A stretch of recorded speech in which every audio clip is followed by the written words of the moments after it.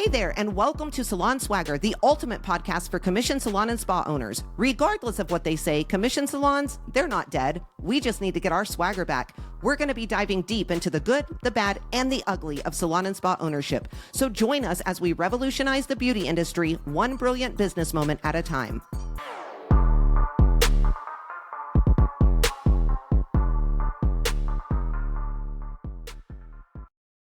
Hey there, salon and spa superstars. Welcome to Salon Swagger, your go-to podcast for all things commission-based salon and spa ownership. I'm Brie, and I'm here with the lovely Chandra. Chandra, how are you doing? Hello, doing good. So we had like a horrible storm this morning, like tornado, and so I had to chase down the trampoline, which is now in our front pasture somewhere, and everything from my back patio is all out with the cows in the back pasture. So it's been fun. Oh my gosh. Yeah. That's It's crazy. been very interesting. Today, we are diving into the final steps of our client journey. I think it's been a ride, and I really hope that our listeners have gotten a ton of value from this series.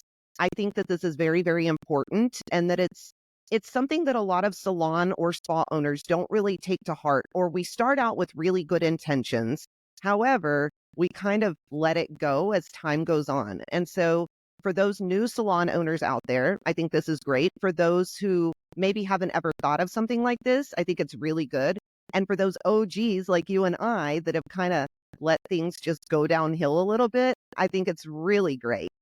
Now, before we get into the nitty gritty, like we always do, I think we should do a quick recap of everything that we've covered so far, from setting the stage with killer social media and website vibes, to ensuring that you have a warm welcome and that thorough consultation. We cannot say the word consultation enough throughout this series. We also laid the foundation for that unforgettable client experience because it really is one of the only ways to set yourself apart from every other salon or spa out there. We emphasize the importance of consistency with SOPs and training your team, every single person on your team. And now it's really just time to kind of tie it all up with a bow. So we are going to first talk about sealing the deal. So your client service is done. They are feeling fabulous, right? And now it's time for that final close. And I think saying it that way is very, very important because a lot of times we just see it as that client, but almost a friend type relationship, when salespeople see it more as the final close, right? They are closing the deal. And I think that's where we as salon and spa owners need to have that mindset shift because we are those salespeople. We are closing a deal. And so we've got to think about it from that standpoint. I feel like this area is where I was really, really able to generate a ton of money for my studio and see things just start skyrocketing, really. It took a ton of training on my part to work with my team. However, once we kind of figured out the play-by-play, we really, really started to see those numbers go up. My employees were making more money. The business was making more money, and everybody was just happier all around. The beautiful thing about this too, and we're going to get into it a little bit and people are going to understand, but the clients were happier as well because their hair was well maintained at home. So going throughout this closing process is very, very important. I know that I kind of shared my process with you when I was coaching you, kind of what we were doing to see those retail numbers go up. And it's all during this area of the close, right? And I think you guys kind of use that now as well.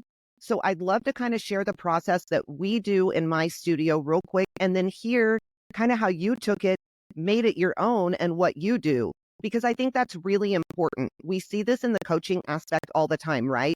We give people templates or we give them help or whatever it is, but they never put their twist on it. And that's so very important because that's the only thing that's ever going to make you unique is putting your own culture, your own value, your own unique self into whatever you're doing. So for us, it looks something like this. Now, something that I do feel like we didn't say last week when we were talking about the service was we talked about letting people feel, smell, hold, right? Those retail products.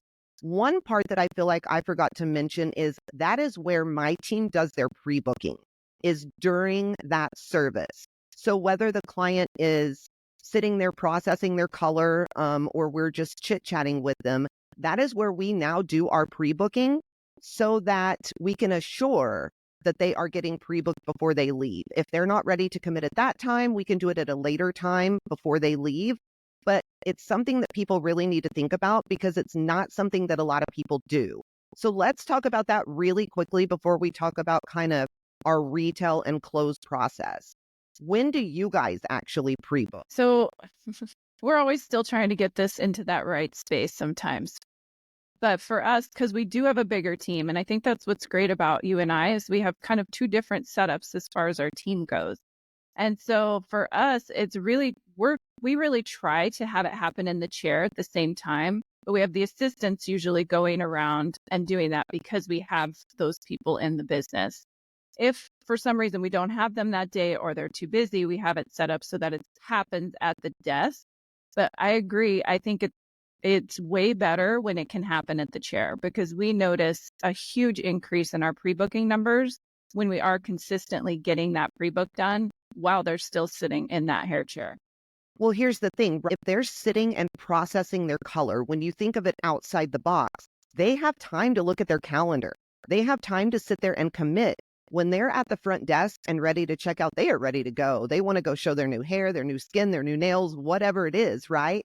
They've got places to go, people to see, and they don't really have that time. So for the listeners out there, if you are not pre-booking while the client is in your chair, start doing it. Start tracking those pre-book percentages and see what they look like. That is probably my biggest challenge to everyone today. Now, with that being said, what we do with our retail process is just a little bit different. And our retail is really our big close because that's where we are able to tack on $100, $200, $300 per ticket. And so the way that we do it is everything that we are using on the client. My team really has their favorite products and they keep those at their station at all times. So let's say that you came in to see me, right? I just got finished up with another client. You got checked in, you're fixing to sit in my chair. I'm going to have my favorite products sitting on my station to be able to use for you. Now, I know that we're not always going to be able to pick the perfect products because sometimes we have new clients and we don't know, but it works, right? So we are having those sit in front of the client every single second that they are in our chair. They're looking at them, they're asking about them, they're curious about them. So let's say that I got done with you. You are beautiful. You are ready to go to the front desk. I am going to grab those products with me and I am going to take them up to the front desk. I'm going to grab 3 products. Here's the deal. People don't usually buy all 3 or all 4, but they usually buy 1 or 2 of them. And so this is where we were really able to see a drastic difference in our retail numbers. And I mean, we went from $3,000 a month to over $50,000 a month in retail sales with a very small team, which is massive. So that's kind of what our process looks like. We carry the retail products up to the front desk. We let them know, this is what we used on you today. This is how you use it at home. Here it is. It's not that it's putting the client in a bad position.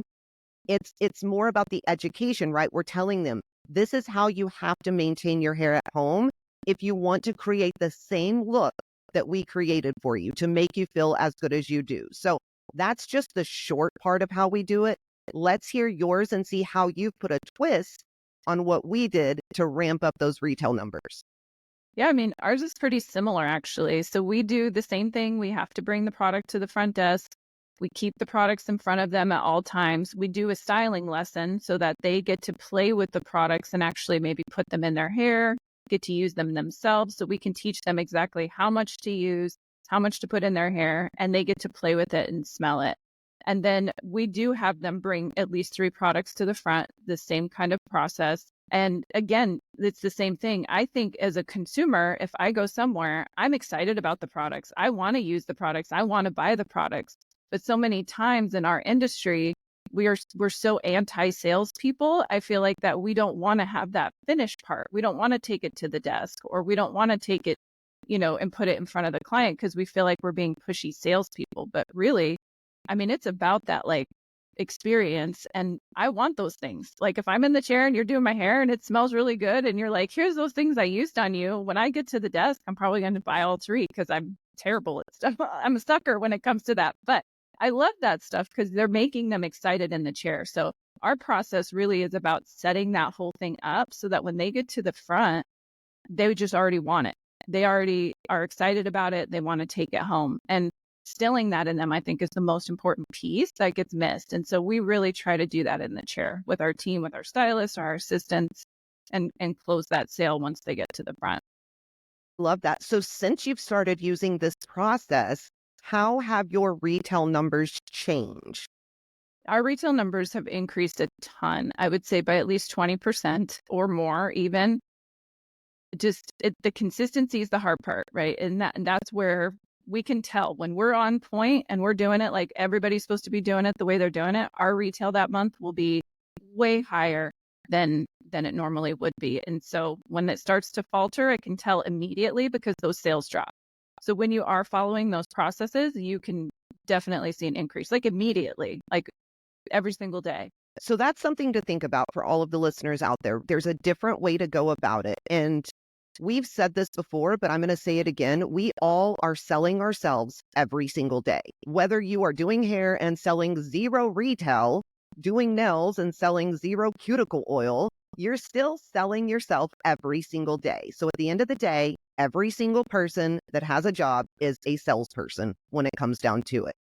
Now, when you're training your team, you have to make sure that you're emphasizing the importance. We're still talking about the close here, about asking for referrals and reviews. So all of your technicians need to be doing that within the process and confirming one last time that the client is happy with their service outcome. That is how you leave that lasting impression and you set the stage for their next visit. So with that being said, we are now to the fun part, the checkout process. So your service provider, they've done their part, they've thanked the client, they've bid them farewell, and now it's really up to the front desk to kind of take over. It is vital that you have a process in place for your front desk and that they are trained on everything. Something that I think salon and spa owners miss a lot on is they don't train their front desk on product knowledge. When they are left with those products at the front, the client may still have a few questions. If there's three in front of them and they can't afford all three, but they definitely want two, how is your front desk going to answer questions if they don't know? So if you are not training your front desk on product knowledge, definitely something to think about. It's just a really, really key point. Your guest experience area, aka your front desk, they have to understand more than just the simple CRM system. They really, really, they are your closers at the end of the day. They are salespeople, whether they like it or not, whether you like it or not, whether anybody likes it or not. Not only do they have to be familiar with the products, they have to be familiar with the services. They have to be trained on pre-booking recommendations with upsells. They have to be trained on how to gain reviews and referrals. And they have to be trained on how to make sure the client is not only happy, but they are ecstatic and that they are able to check that client out seamlessly. So what does your process look like at the checkout point? Yeah. So our front desk, we really treat it like a profit center because it really is, because that's the products that they're helping you sell or the services they're helping add on. That's where you really can increase your sales. And so we have those lovely SOPs, like we talk about every single time for our front desk staff as well. So they have a very specific criteria that they have to go through. So once the stylist brings the products up to the front, they might even tell them, like, if they're only going to buy this and this is the most important thing, so that they will know exactly which product to recommend from what the stylist is wanting them to use. And then we train them to not say certain things. So for instance, like, do you want to get these today? Or, using words like that, that's going to make most people kind of decide not to purchase. So we have them say things like, oh, these are all the things that, so-and-so used on you today. I think your hair looks amazing. Which of these products would you like to take? They can still say no. And so we try to set it up so that their verbiage is always going to be, in a positive, happy way and not kind of like, "Oh, do you want these today?" These products. Because you can set all of that up and have that perfect seamless experience, and then the front desk could destroy it, right? And that's going to be frustrating for the service providers because they did their part right. So making sure they know that product knowledge, making sure that they know those sales, we put them through sales training as well. Like these are, certain ways that you can close the sale. We give them like 3 or 4 different ways that they can close the sale depending on how that client's kind of personality is or kind of the questions they're asking or what they're saying. Creating scripting for them so that they know how to handle certain questions and just ensuring that they are using that proper verbiage so that they're not closing down the sale instead of, getting a sale out of it. I think it's so important that people understand that a lot of people role play. That's become really big when it comes to training your team, and I love that.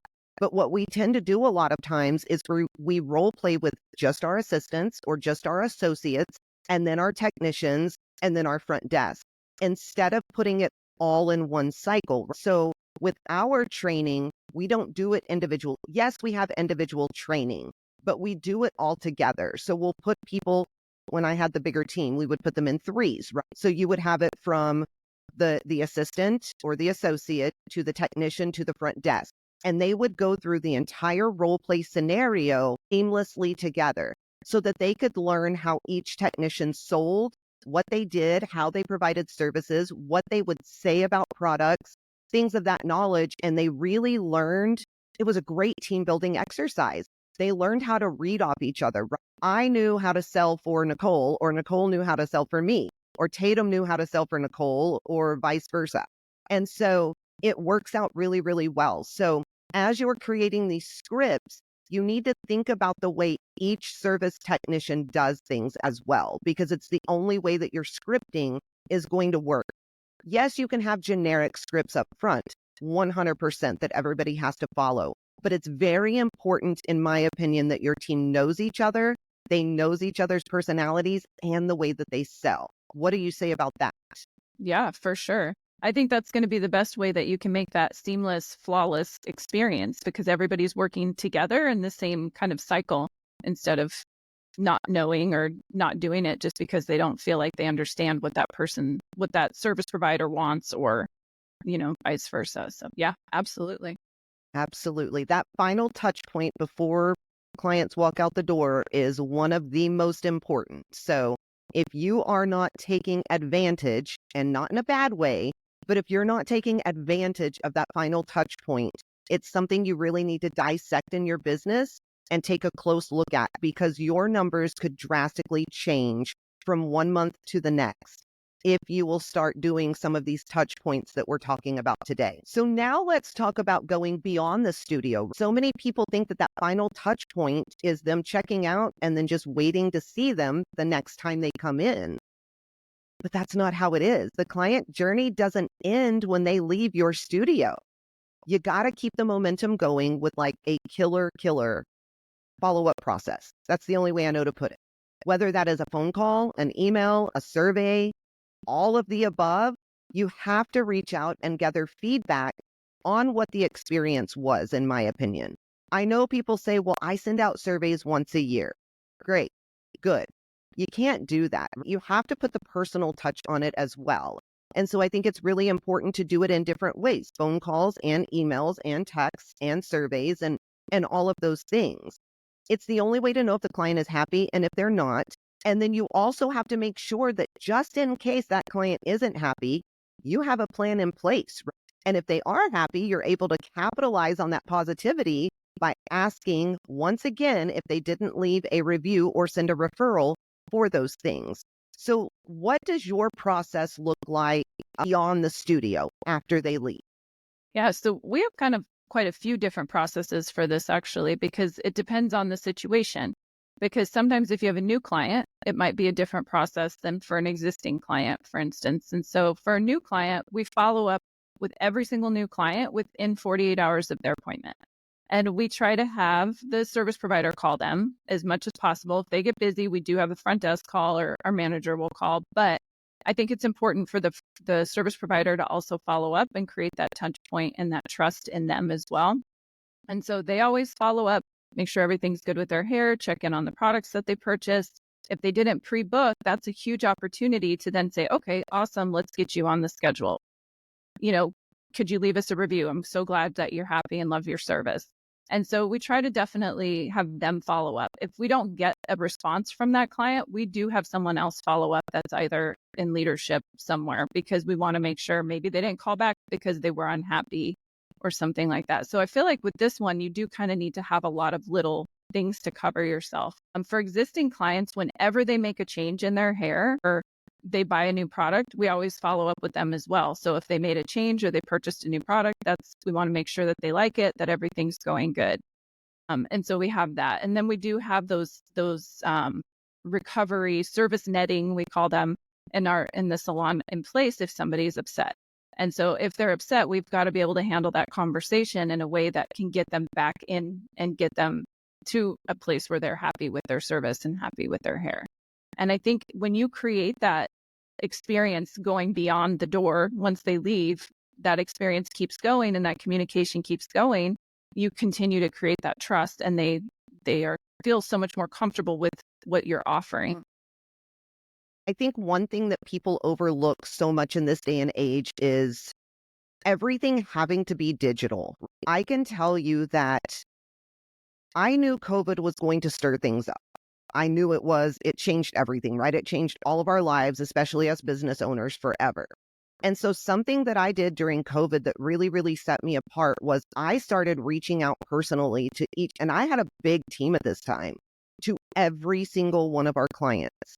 I booked over 1,800 appointments during the time that we were closed for COVID. That is almost unheard of. We were booked out for almost a year. Like, it was insane. And so I think for those people that are relying, CRM systems are great. Excuse me. Email, great. Text messages, great. But you've got to bring that personal touch back into things just a little bit. And so I know that's something that you and I talked about a year ago, 2 years ago, and it really does work.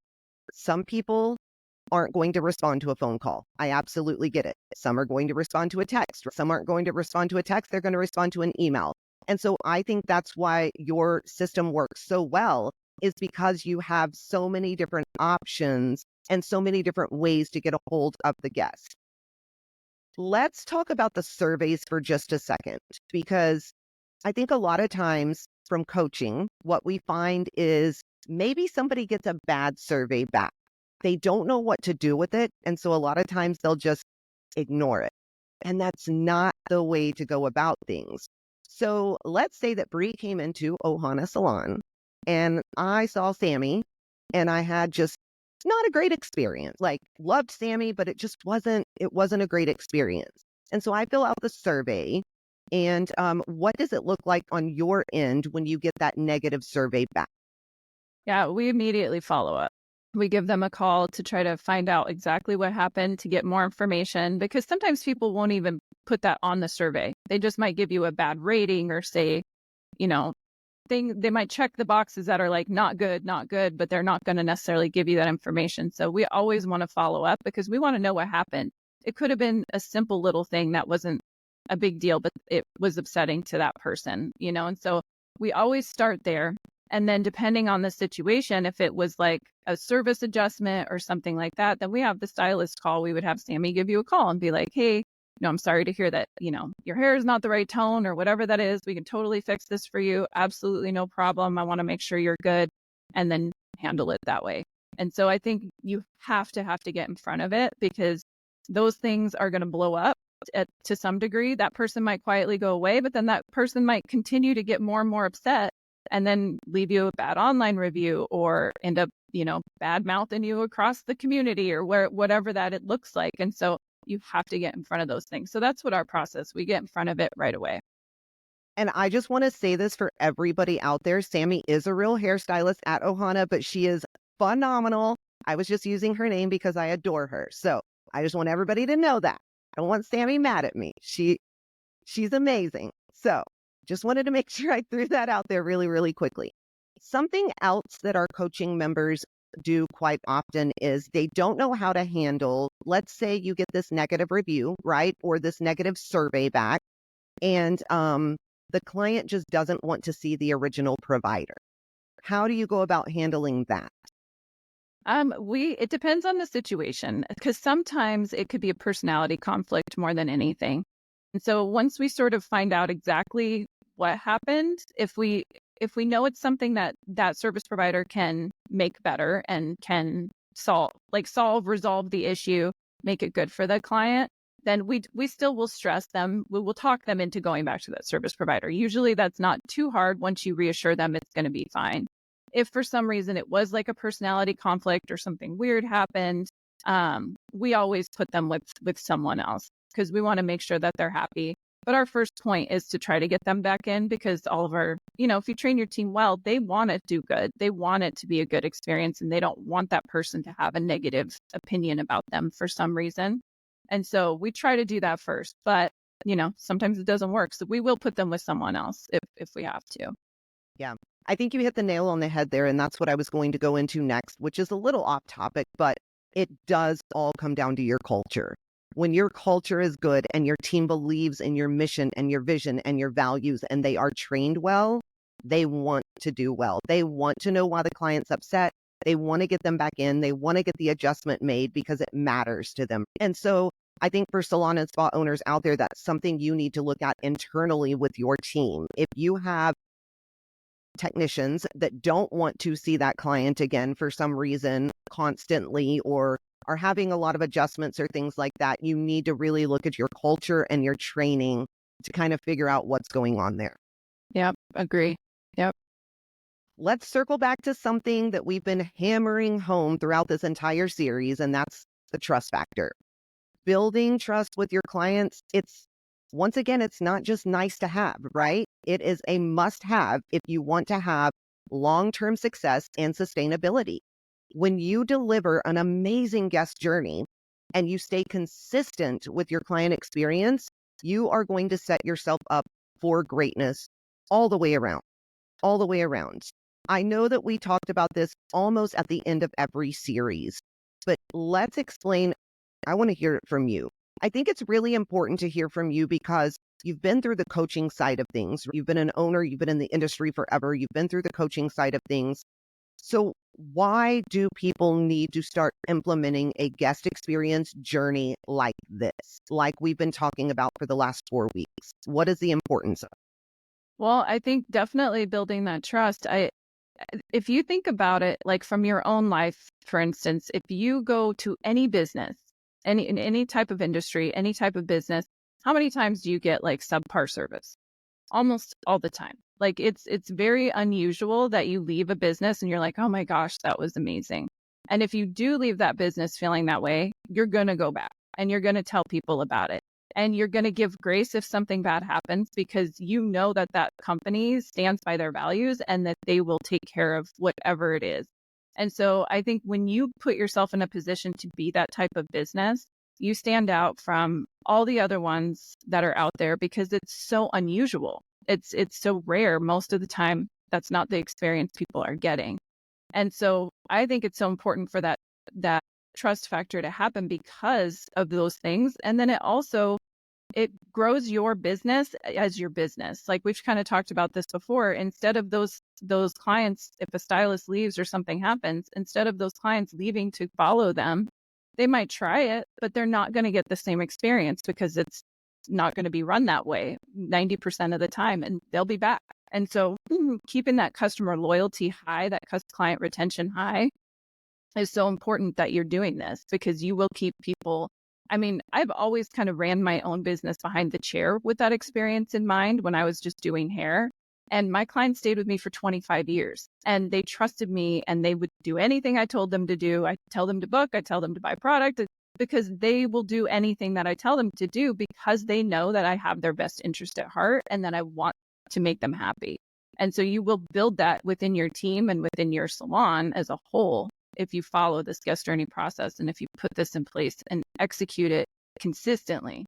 That's the hard part. We even still it's a constant thing that you have to constantly keep trying to work on because it's one of those things that there's a lot of moving pieces. And so once you get the flow in there and everybody's doing it and it becomes habit, it becomes super easy but it's still one of those things that you have to constantly do. Just because things are going great, that doesn't mean you should quit following up with clients or you should quit doing those other processes, because it becomes easy to stop doing that when things are going good.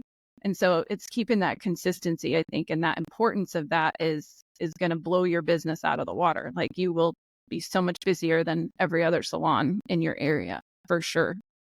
It's that consistency and then leveling it up every year, thinking of something bigger and better that you can do to add to it. And so I think when you do that, your team stays consistent because they know there's going to be something new added or whatever that be. And when you're paying attention as the owner, like you should, which is one reason that you need to be present in your business, right? And not just providing services all the time. It's the only way to better all of these processes all the time. So many people think that the ambiance is what sets them apart. I have the best shampoo chairs, or I have the best whatever.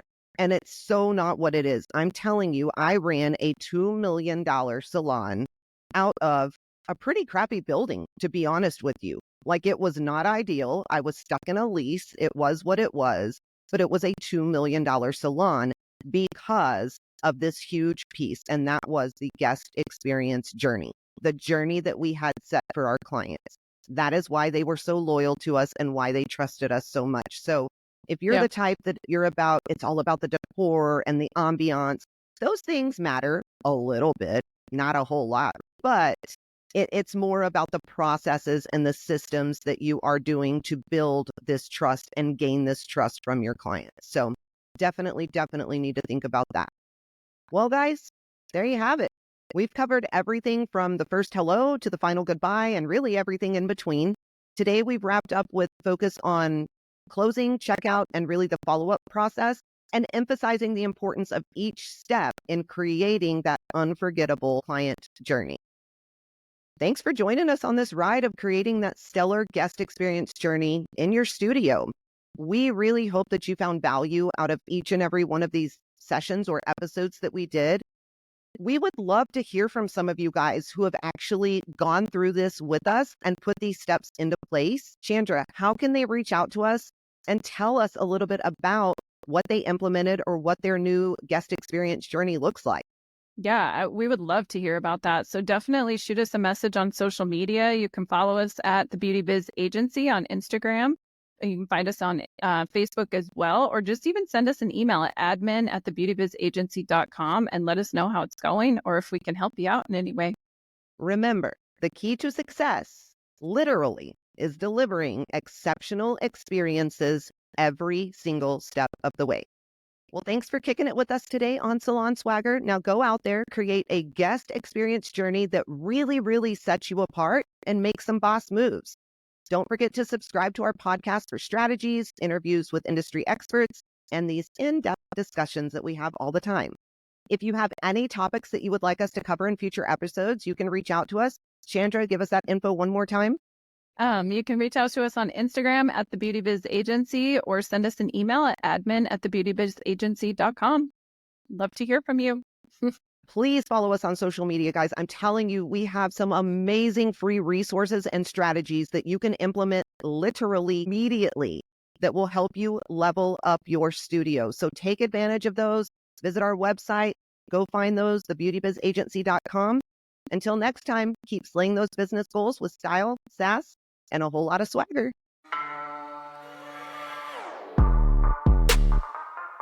And that is a wrap. Now take that swagger and go slay those business goals. Before you go, don't forget to check out www.thebeautybizagency.com for some free resources, strategies, and personalized coaching. Also, make sure to connect with us on Instagram, Facebook, TikTok, and YouTube.